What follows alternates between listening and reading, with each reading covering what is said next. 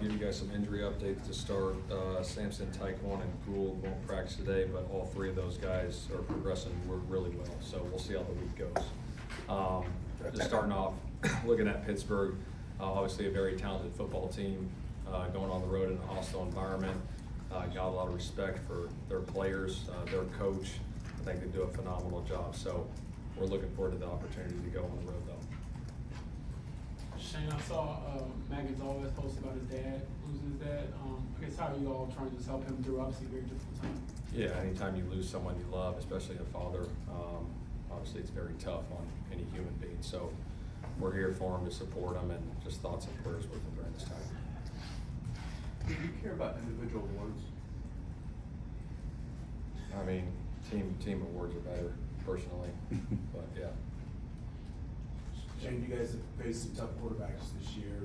Give me your assessment on future Hall of Famer Aaron Rodgers. Yeah, I mean, one of the best to do it for sure of all time. So still can throw the crap out of it, makes really good decisions. So we got to do a great job, with our coverages on the back end and our pass rush, because he can still do it at a high level. So we just got to be ready to go. What do you feel you've, if anywhere, improved as a head coach in this year? I think just being more well-rounded in every aspect of a head coach, all the little things that come up during the day, checking in on the training room more often, being around the defensive guys a little bit more, just little things like that. I think I've looked at, in the offseason, just trying to be more involved. Obviously, I'm heavily involved in the offense, but I think there's obviously more to it as a head coach. So just doing all those little things, that a head coach needs to do. Jay, are you aware of Luke Rhodes' salute to service nominee, and before that, I know you're busy, but are you aware of kind of what he does? Yeah, I think he does a tremendous job with that stuff, and I think that's a huge honor, the salute to service, all the men and women that, fight for our country, and for him to be nominated for that award, I think is tremendous for our football team and everything. So just a tremendous honor for him. Jim Bob was telling us yesterday, one of the most validating and gratifying things for him is when you guys are debating on play design and just collaborating and figuring out how something is going to work. What's that like for you? Because you're the play caller, you can call a play and it works, and that probably immediately works for you. But that kind of stuff, what does that bring you? I think it's a great process. I think we got a lot of really good coaches. Obviously, Jim Bob does a phenomenal job with the offense. And Alex Tanny and Tommy and Tony and Reggie and DeAndre and all our assistants.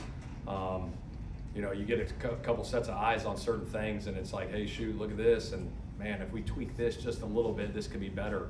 And I think it's a great blend, and I think it's great chemistry in that room, because we're always trying to figure out the best way to do it. And when you got guys in there that are smart and know what they're doing, it makes it a lot of fun. So it's been really fun. I think you knew coming in that you had a good offensive line, but you did have, new pieces and new places, and Braden coming back, obviously. How did it come together so fast to this level?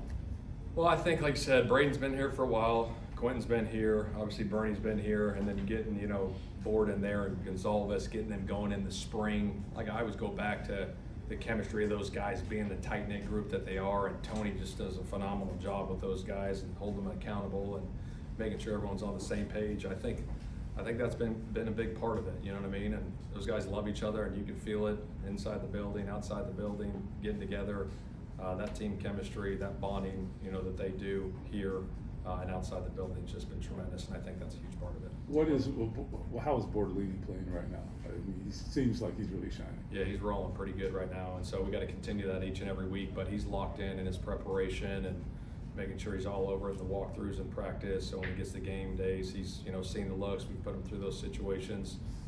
He's operating at a high level. What gives you guys to be at a premium when you go into a road environment like Pittsburgh called noise? Communication's got to be at a premium for sure. I think handling the noise, especially on third down, and making sure we're getting out of the huddle, and making sure the calls are correct. If we're checking stuff at the line of scrimmage, making sure we're all over that stuff, because it's hard when you go on the road with the noise. You got to make sure you operate. Obviously, we got to put them through that practice with crowd noise and put them in that environment as much as we can. So yeah, the communication's got to be at a premium. What's Jim Bob's strength or trait that sticks out to you? I think his detail, I mean, he's one of the most detailed people I've ever been around. Just every little thing, looks, tendencies, you name it.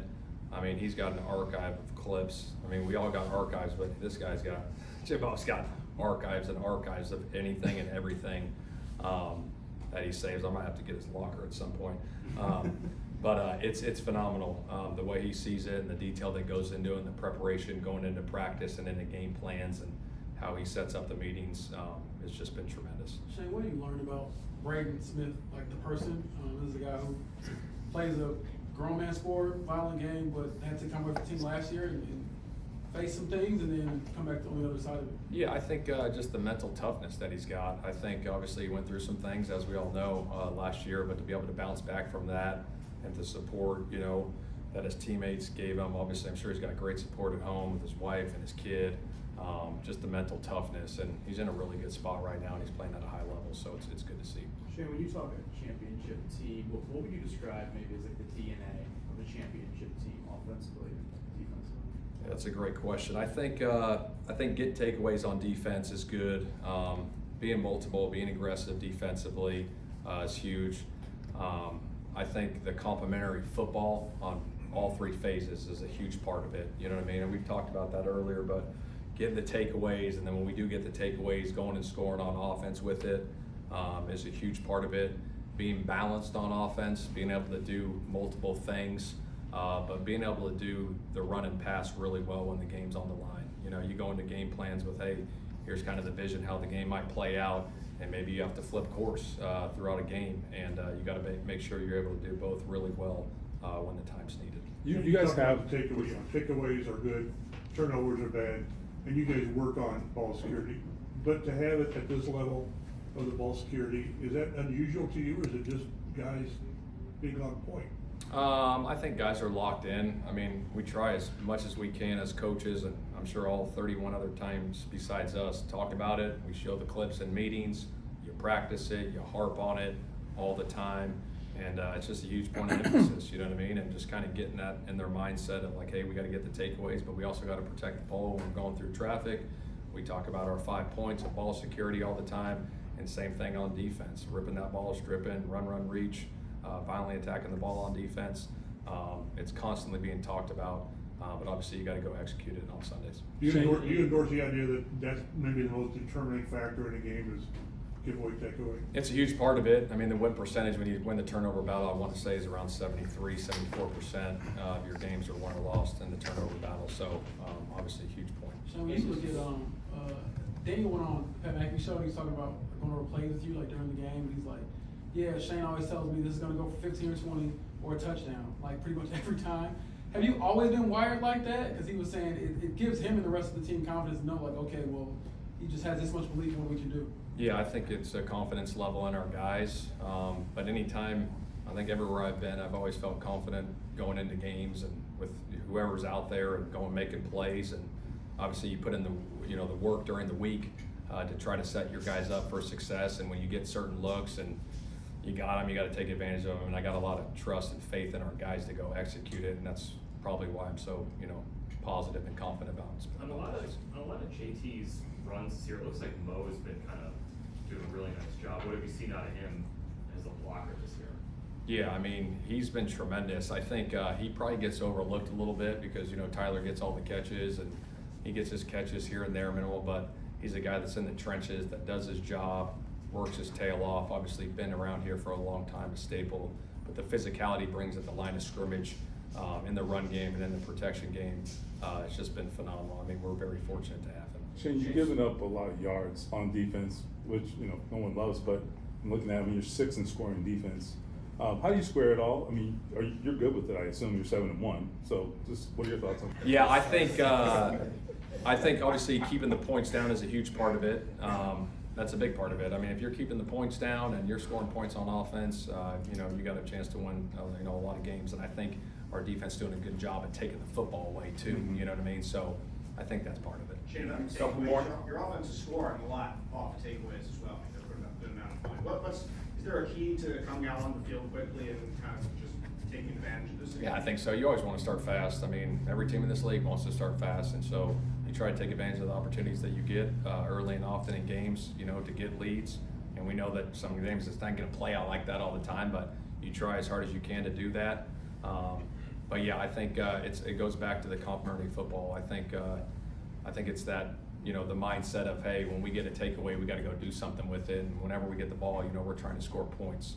And our team's got that mindset right now, and we just got to continue that. Shane, your team has been locked in, it seems like every game this season. Take us through that. Where's that come from? It's the leadership of the guys, but it seems like every game they're ready to go. Yeah, I mean, I say this all the time, but the separation in this league is in the preparation. Like how you prepare Monday through Saturday, you know, ultimately dictates how you play on Sunday. And I think our guys have done a tremendous job preparing each and every week. Don't get complacent with anything, because we know, like I've said before, it's a week-to-week league, and we got to come ready. I mean, we're going to play a hell of a football team on the road in a hostile environment, so we got to be ready to roll. Jason, I know that Anthony still has a couple more weeks on IR. His surgery last week, how does that affect or maybe solidify what his timeline is to try to get back? Still don't have a timeline. I know he's, you know, doing well. Just obviously praying for a healthy recovery. Jaylon Jones. We'll see how the week goes, but he's progressing really well. Last one here. I think it was Andrew in Fitz's podcast, and he said he remembers going through the pre-draft process and you and him shooting hoops at Cameron Indoor. What do you remember about that experience and the person you knew then versus the guy you know now? That was one of his things we had to get done. So when I called him, we went out there, and obviously you send him the mini playbook and you go through the stuff, be ready to roll. And I said, but you got one real job. Make sure we get into that Cameron Indoor so we can play horse. And he said, all right. And so we got there and we did the workout. And I said, you get that thing set up? He's like, yeah, I got it. So we got in there and shot around a little bit. And then we went in and talked ball a little bit, and obviously just killed all the stuff we sent him. Didn't miss anything. Very cerebral. Watched game tape with him. He was phenomenal, you know, in that process. Was there a point in the evaluation, like, okay, can he get me on Cameron Indoor? Is that like, okay, can this guy solve problems? Who's he done? Yeah, absolutely. That was one of the main things. Like, you got to get us in there. You know what I mean? You're the starting quarterback there. Let's get that done. And sure enough, I mean, the football facility is right next to Cameron Indoor, so sure enough, he got it done, and he passed the test with flying colors.